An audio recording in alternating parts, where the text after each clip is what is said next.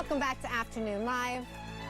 Many of us remember being young college students living on ramen, but that doesn't need to be the case according to our next guest. Here with tips on how to help your college student actually save money instead of blowing it is financial educator Steve Siebold is with us today. Hey, Steve. Hey, Kara, good to see you. Thanks for coming back on. I'm just thinking about the ramen days. And what's so bad about ramen? But anyhow, let's talk about this, though, about ways that college students can actually save money. And the first one you mentioned is about bank accounts and finding the right one. Yeah, a lot of banks have special accounts for college students where, they don't have to pay overdraft interest on overdraft. They don't have to carry a certain amount of big balance, that type of thing. So yeah, check out different banks, but they're very competitive. Are they competitive with each other? If you say, hey, this bank is doing that?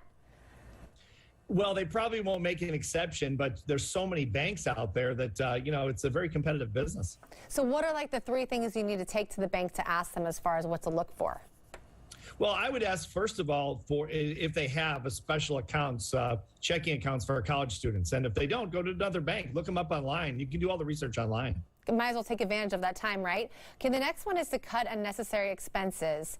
What are some unnecessary expenses that you see? Well, it wouldn't be beer if you're a college student. Beer is a necessary expense, I think, probably. But outside of beer, probably anything else you can, going out to eat. A lot of kids, these days don't watch TV in their dorms, from what I understand. So maybe looking at streaming services, cutting some of the streaming services, and just little things that you can cut back on that you don't absolutely need. As far as those expenses go, is there an easy way that like a resource as far as keeping track of your expenses for college kids? Yeah, definitely. You can go online. There are all kinds of apps that'll show you all the things you're paying for monthly, and the subscriptions, in other words, and they're free apps, and there's so many of them. You just go online and do a search. And most of the college kids, of course, know this, so it's a good strategy. It's good for us parents, though, to learn, too. Okay, definitely. Of course, getting that part-time job, as far as a college student goes, and is that hard to do as far as maintaining a part-time job right now while being in school?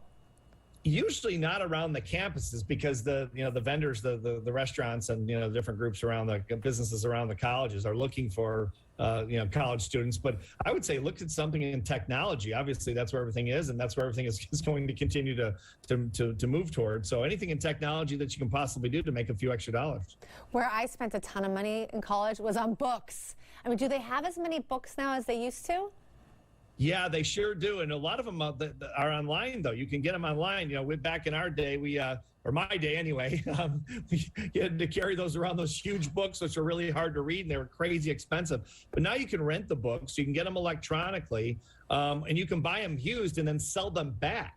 And there's websites, all kind of websites. Campusbooks.com is one. There's lots of them that sell the books, and you can save, 70-80% of the books, which can be very expensive. Really expensive, and really, the thing I think people worry about is that they're changing the books, like the editions. Do you have to worry much about that?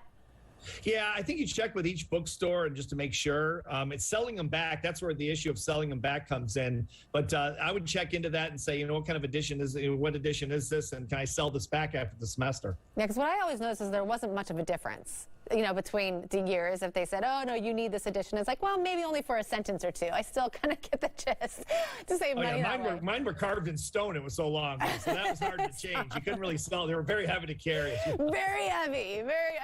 Our shoulder is just getting thrown out. Okay. Yeah, it made you very strong. That was good. But.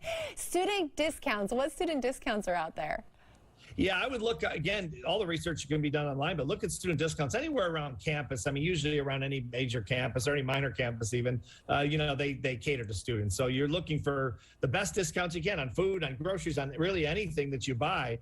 Check online before you shop, and I would, I would go to those vendors that offer those student discounts. And always worth asking, because sometimes you don't find out until you ask whether or not there's that student discount.